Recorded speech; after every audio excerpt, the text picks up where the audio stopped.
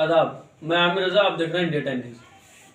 आज हम उत्तराखंड में होने वाले 14 फरवरी चुनाव को लेकर बात करने वाले हैं कि हमारे साथ नूरी हिना है।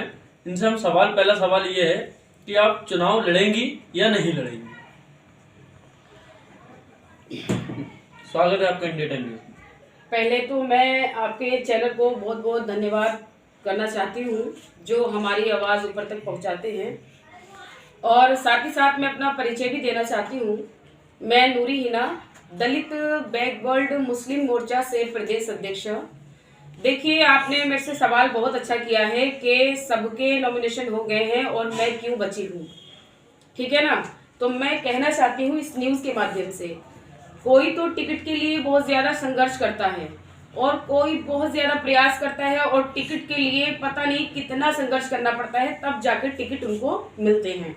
और कुछ लोग आपने देख ही लिया होगा, जिन लोगों ने लगातार ज़मीनी स्तर पे मेहनत की है उनको टिकट नहीं दिए गए हैं, पार्टियों ने उनके साथ विश्वासघात किया है, लेकिन उनको टिकट नहीं दिए गए हैं। और जिनका कोई चेहरा मेरा टिकट से मतलब नहीं, मेरा मतलब ये है, कहना ये है कि आप चुनाव लड़ेंगी या नहीं लड़ेंगी। नहीं, मैं भी तो अपनी बात रखना चाह रही हूँ। जब आपने मेरे से सवाल किया है तो मैं बात तो बोलूंगी ना, इसमें आपकी गलती नहीं, मेरी गलती समझो, मैं बोलूंगी ना, मुझे तो बोलने का मौका मिला है तो बोलूंगी। तो मैं कहना चाहती हूँ, इन लोगों ने उनके साथ में धोखा किया है, जिन्होंने जमीनी स्तर पे काम किया है उनको टिकट ना दे करके इन्होंने जिनका चेहरा जनता जानती है उनको टिकट नहीं दिया है। इन्होंने ऐसे लोगों को टिकट दे दिया है जिनको जनता पसंद ही नहीं करती है, हम खुद पसंद नहीं करते हैं। लेकिन मैं आपको जनता पसंद करती है? जी बिल्कुल करती है। हाँ, तो आप चुनाव लड़ेंगे? देखिए, ऐसा है, आपने मुझसे सवाल किया है कि जनता मुझे पसंद करती है, बिल्कुल करती है। ऑन रिकॉर्ड देख लीजिए, जनता मुझे बहुत पसंद करती है। आज सबका नॉमिनेशन हो गया, आपका नॉमिनेशन नहीं हुआ, कल लास्ट डेट है। देखिए, मेरा भी नॉमिनेशन हो जाएगा। देखिए, कल 10 बजे तक इसका क्लियर हो जाएगा, अभी कोई कंफर्म नहीं है। और ऐसा भी नहीं है कि मैं चुनाव नहीं लड़ूंगी। लोग मुझसे कह रहे हैं, पार्टियां मुझे सपोर्ट कर रही हैं, पार्टियां खुद कर रही हैं। अभी आपके सामने ही दो तीन लोगों जगह से आपके सामने फोन आया है। तो कौन सी पार्टी से आप चुनाव लड़ेंगे? लड़ूंगी मैं, कल 10 बजे तक मेरा क्लियर हो जाएगा और इंशाल्लाह ताला मैं चुनाव लड़ूंगी। और अगर नहीं भी लड़ा मैंने चुनाव, सपोज अगर नहीं भी लड़ा, तो इसी तरीके से मैं मेहनत करती रहूंगी। और इस न्यूज़ के माध्यम से एक बात और कहना चाहती हूँ कि खुदा ना करे मैं इन विधायकों जैसा काम करूं। अगर मैं विधानसभा जाती हूँ जीत करके, तो मैं काम करूंगी अपनी गरीब जनता के लिए, और जो गरीब लोग हैं, परेशान लोग हैं, मजबूर हैं, बेसहारा हैं, उनके लिए मैं काम करना पसंद करूंगी। तो आप ये कह रही है कि जो विधायक है ये काम नहीं कर रहे हैं? बिल्कुल बिल्कुल। क्या काम नहीं करा, बताइए। देखिए, मैं बताना चाहूंगी, जो वर्तमान में अभी विधायक जी हैं, डॉक्टर प्रेम सिंह राणा, इन्होंने कोई भी काम नहीं किया है, जिसके लिए मुझे आज फिर नागरपत्ता ड्यूटी से मेरे पास फोन आया था। उन्होंने फिर मुझे बुलाया है कि मैडम यहाँ पर पानी का निकास नहीं हो पा रहा है, आप आ जाइए। मैंने सितारगंज से कुछ पत्रकार लोगों को बुलाया था, अपने पत्रकार भाइयों को, उन्होंने भी आवाज़ उठाई थी वहाँ ड्यूटी गाँव की।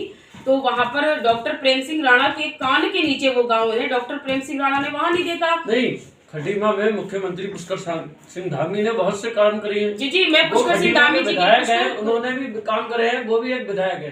पुष्कर सिंह धामी की तो मैं बाद में बात करूंगी, पहले मैं मेरे नानकपत्ता विधानसभा के विधायक की बात तो कर लूं। नहीं, आप तो क्या कहते हैं, खटीमा से चुनाव लड़ेंगे ना, नानकपत्ता से नहीं। चुनाव का मतलब अलग हुआ, चुनाव बिल्कुल सही कहा आपने, चुनाव का अलग हुआ मतलब। लेकिन मैं आपको एक बात और भी तो बताना चाहती हूं। ये पक्का नहीं बताया चुनाव लड़ेंगे या नहीं लड़ेंगे। ये तो कल 10 बजे तक बताऊंगी मैं आपको, इसका पक्का आपको पता लग जाएगा। कल 10 बजे आपको पता लग जाएगा कि मैं चुनाव लड़ रही हूँ या नहीं लड़ रही हूँ। तो मैं ये कहना चाहूंगी, जो डॉक्टर प्रेम सिंह राणा है, उन्होंने अभी ड्यूटी मुझे बुलाया गया, कल मैं जा रही हूँ ड्यूटी। तो हमने क्या ठेका लिया है, वोट लिया है आपने, जनता की सेवा करें हम, मेवा खाओ आप, ये कहाँ का तरीका है। अब आप मुझे ये बताइए, मैं इस न्यूज़ के माध्यम से एक आवाज़ और पहुँचाना चाहती हूँ अपने ऊपर तक, कि इस वीडियो को शेयर भी करते रहिएगा लगातार, और हमारी बात को ध्यान से तवज्जो के साथ सुनिएगा। मैं कहना चाहती हूँ इस फेसबुक लाइव के माध्यम से भी और इस न्यूज़ के माध्यम से भी मैं कहना चाहती हूँ कि डॉक्टर प्रेम सिंह राणा आखिर ऐसी क्या वजह रही जो जनता उनसे इतना खफा हो गई, जान सकते हैं। तो पार्टी ने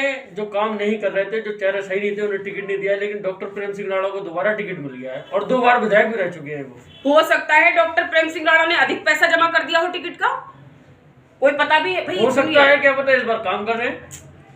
नहीं, ये बात तो आपकी गलत है। मेरा आप जब कह रही है हो सकता है पैसा दिया हो, तो हो सकता है वो काम भी करे, इस बार पैसा। सुनिए, मेरा मतलब ये है, भाजपा को सिर्फ जनता का खून पीना आता है। बीजेपी को सिर्फ जनता का खून पीना आता है। वो जनता का खून पी रही है बुरी तरीके से।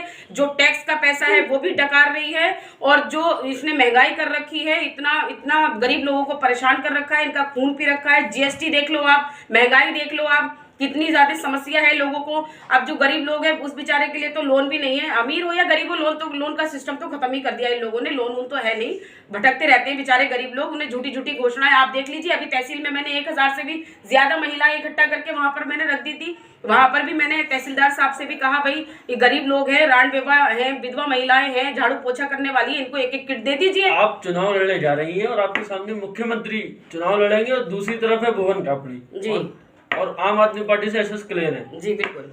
तो आपको लगता है आप जीत जाएंगे चुनाव? जी, मेरी पहले बात पूरी होने दीजिए। मैं आपसे, पत्रकार महोदय, मैं आपसे कहना चाहती हूँ, पहले आप मेरी बात पूरी होने दीजिए, तभी मैं आपको सारी बात बताती हूँ। अगर आप मेरे से सवाल करना चाहते हो और आप मेरी न्यूज को ऊपर तक पहुंचाना चाहते हो तो प्लीज मेरी बात पे तवज्जो कीजिएगा, तभी मैं आपको बताऊंगी। बोलो।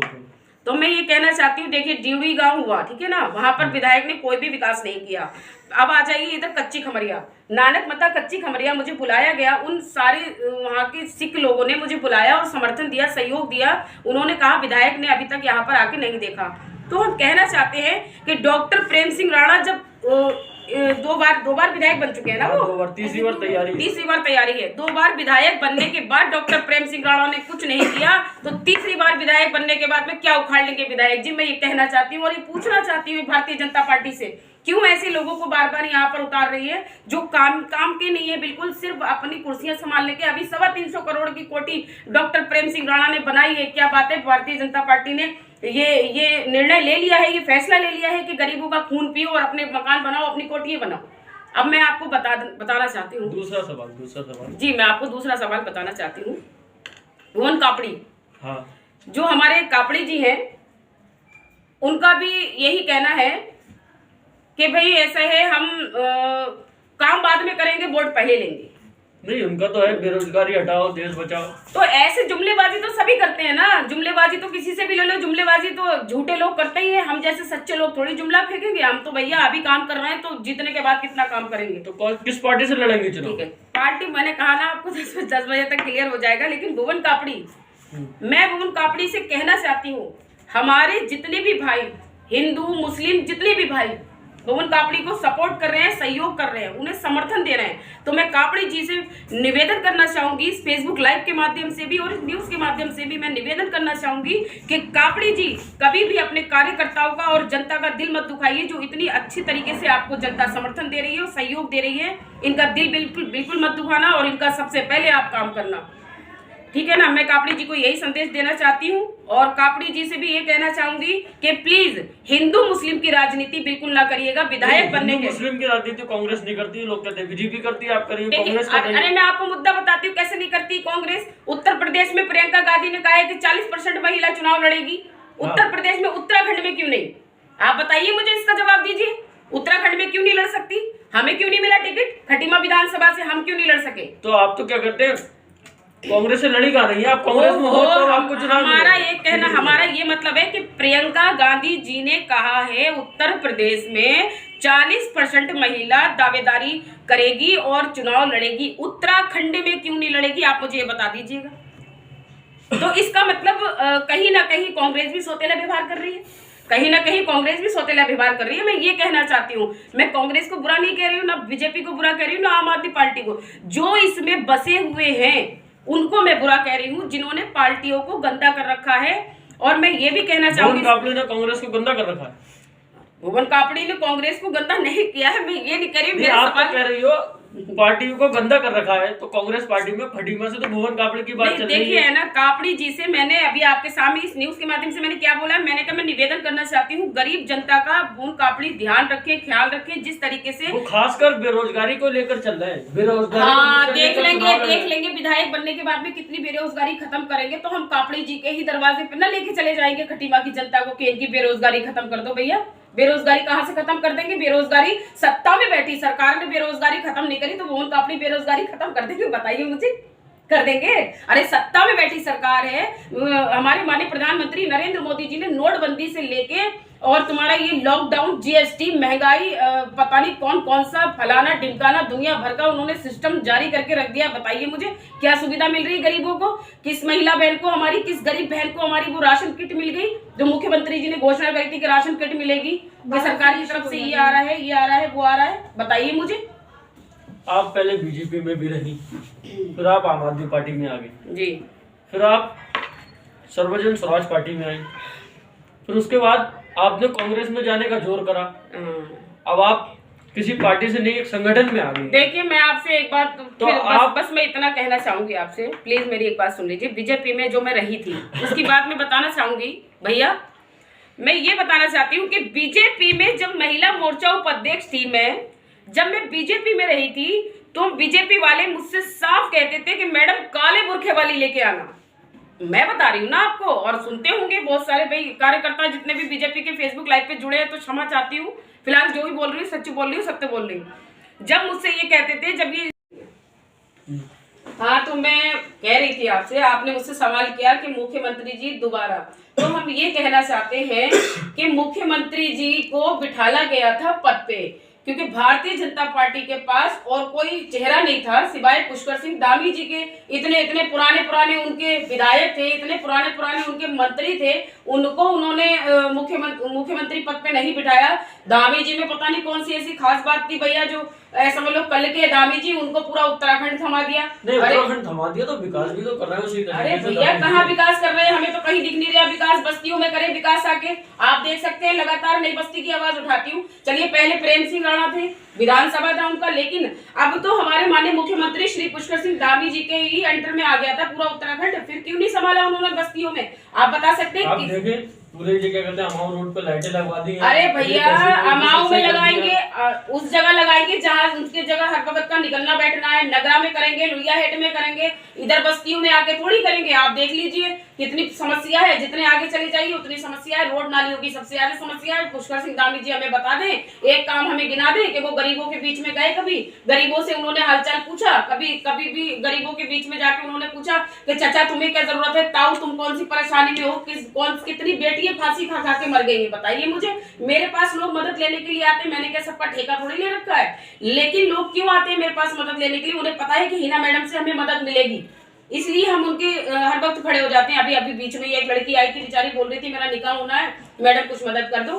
तो बताओ, पुष्कर सिंह धामी जी के घर पे अगर कोई जाता है तो वहां से उनकी मिसेज कह देती है, ये हमारे हम बाद में बताएंगे। अभी एक महिला बेचारी परसों आई थी मेरे पास घर पे, एक महिला ने कहा मैडम हमारा ये तकलीफ है, मेरे हस्बैंड को वहां भेजना है, मैं गीता धामी के पास गई थी, उन्होंने मुझसे कहा था। ये सिस्टम मेरी समझ में नहीं आ रहा, आप बात बताइए क्या होगा आगे, क्या होगा? देश का भला नहीं होना, देश की बर्बादी है। पुष्कर सिंह धामी तो उत्तराखंड में कोई काम नहीं होगा, आगे कोई काम ही नहीं होगा उत्तराखंड में। अगर मुख्यमंत्री जी वोटों से अपने मुख्यमंत्री पद पे अगर बैठेंगे भैया, मुख्यमंत्री होंगे हमारे, बिल्कुल होंगे। ये वाले मुख्यमंत्री हम नहीं मानते, ये तो उनको छाट के बिठाला गया है। अब जब वोटों से मुख्यमंत्री बनेंगे तो हमारे भी मुख्यमंत्री होंगे, और हम यही चाहते हैं। अगर आपके हिसाब से उत्तराखंड में किसकी सरकार होनी चाहिए?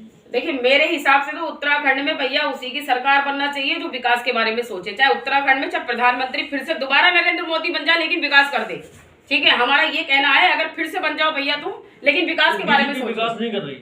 विकास बीजेपी ने क्या विकास किया? उसने सिर्फ अपना विकास किया। एक बात मैं बताना चाहती हूँ, माननीय प्रधानमंत्री नरेंद्र मोदी जी अडानी अंबानी के कहने में चल रहे, तो देश कैसे चल जाएगा बताइए मुझे? आप बता सकते हैं?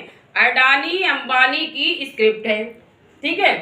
अब जैसे कि आप स्क्रिप्ट लिखोगे, बोल मैं रही हूँ, उसी हिसाब से अडानी अंबानी स्क्रिप्ट तैयार कर रहे हैं। मोदी जी का चेहरा है सामने, बताइए जो प्रधानमंत्री किसी और के कहने में देश चलाए तो वो हमारा देश बर्बाद होगा या आगे जाएगा? इस बार कांग्रेस और बीजेपी से सब नए चेहरे को टिकट दिया गया है जी, लेकिन खटीमा से जो पुराने चेहरे थे उन्हीं को टिकट दिया है। हाँ, खटीमा से देंगे नहीं भैया, उन्होंने काम इतना अच्छा करा है, खटीमा से तो उन्हें देंगे ही भैया। गोपाल सिंह राणा है, हाँ, अभी बीच में उनका विरोध हुआ था, नई बस्ती में उनकी बेटी चेयरमैन है। हाँ बिल्कुल, उन्हें झाड़ू दिखाई थी जनता ने झाड़ू दिखाई थी, उन्हीं को टिकट मिला है, उन्हीं को टिकट मिला है। तो देखिए मैं इस पर ये कहना चाहूंगी कि मेरे ख्याल से जनता जिसको चाहती है टिकट उसको मिलना चाहिए।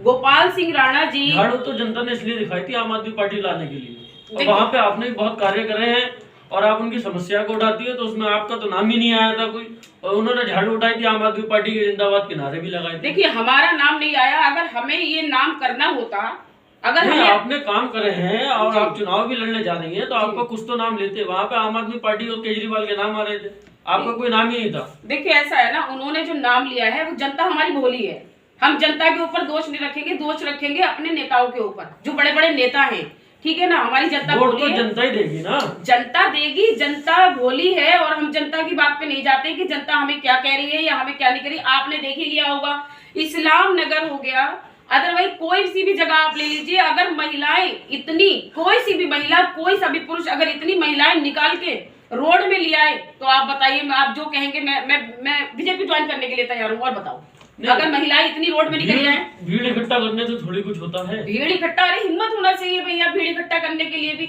आप मेरे से बोलो, मैं आपको 500 आदमी अभी इकट्ठा करके दिखा दूंगी। लोग तो कहते हैं लालच देके आप भीड़ इकट्ठा करती हो।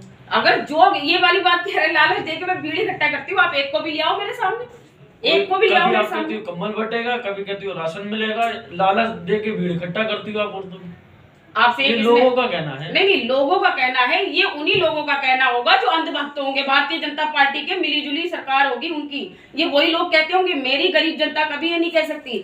जनता का लगातार मुझे समर्थन मिलता है, और आपने भी देखा है जनता अदालत लगी रहती है नूरी इंडिया की यहाँ, कभी भी मेरी जनता ये नहीं कह सकती मैंने कभी किसी से पैसा लिया है या मैंने कोई लालच दिया है। मैंने कभी कोई लालच नहीं दिया। मैं आपको बताना चाहती हूँ, पहले मैंने बहुत ज्यादा प्रयास किया था व्हाइट राशन कार्ड के लिए, तो मैंने तहसील में बैठ के रूम नंबर 5 में खुद केवाईसी करवाए हैं, मेरे पास ऑन रिकॉर्ड रखा है। मैं जो भी काम करती हूँ अपनी जनता के लिए करती हूँ, और जितने भी मेरे दुश्मन भाई हैं, इस फेसबुक लाइव के माध्यम से भी कहना चाहूंगी और इस न्यूज के माध्यम से भी कहना चाहूंगी कि मेरे दुश्मन भैयों थोड़ा सा मुझे सपोर्ट दे लो आगे, क्योंकि तुम्हारी दुश्मन है आपके ऊपर, आपको सपोर्ट कैसे करेंगे? बिल्कुल करेंगे। दुश्मनी निभाएंगे ना। एक दुश्मनी क्या निभाएंगे? क्या उनके घर में चोरी कर ली हमने, डाका डाल दिया जाके? आप अपने मुंह से दुश्मन कह रही है ना उन्हें। बिल्कुल। अरे भाई अंधभक्त है, दुश्मन तो है, वो सोचेंगे कि बीजेपी के खिलाफ बोल रही है, कोई सोचेगा कांग्रेस के खिलाफ बोल रही, कोई ये नहीं सोचेगा कि मैडम बोल किसके पक्ष में रही है। अभी आपका टिकट क्लियर नहीं हुआ है जी, और मान लीजिए आपको टिकट नहीं मिलता है,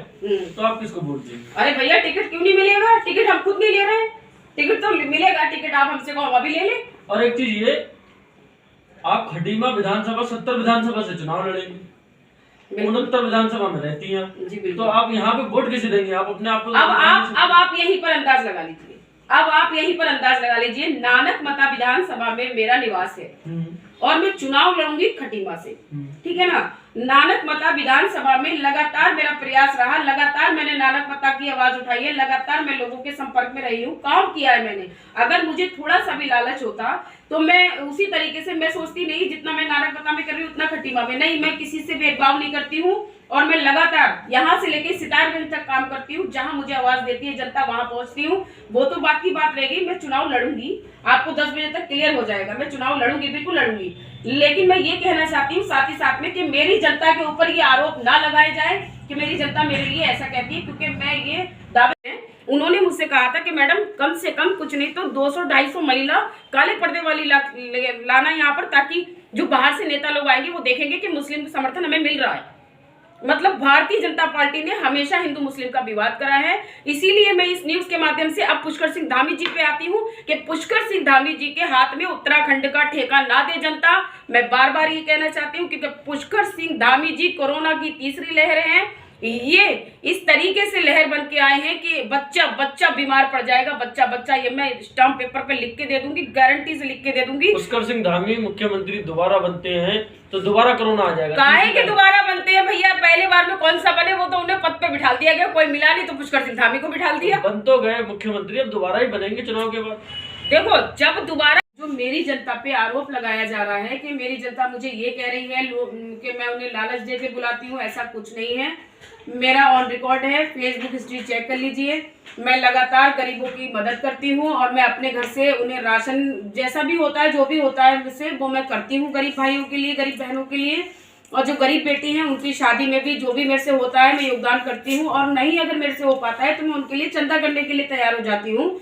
मगर इन धोखेबाज नेताओं के सामने कभी मैंने हाथ नहीं फैलाया जाके, और ना ही तो मैंने कभी कहा है ना ही तो मैंने कभी कहा है कि भाई तुम मेरी जनता की मदद कर दो। भाई मैं खुद सक्षम हूँ मदद करने के लिए।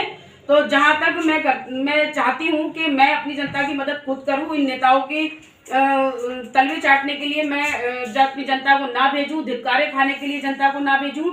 मैं सिर्फ ये चाहती हूँ कि जिस तरीके से मेरी जनता मुझे समर्थन करती है, सहयोग देती है, और उसी तरीके से आगे भी मुझे देगी। और मेरी जनता के ऊपर ये आरोप ना लगाएं ये लोग कि मेरी जनता मुझे समर्थन नहीं देती है और झूठे आरोप लगाती है। आपने ये सवाल क्लियर नहीं करा कि आप 69 विधानसभा से किसको वोट देंगे।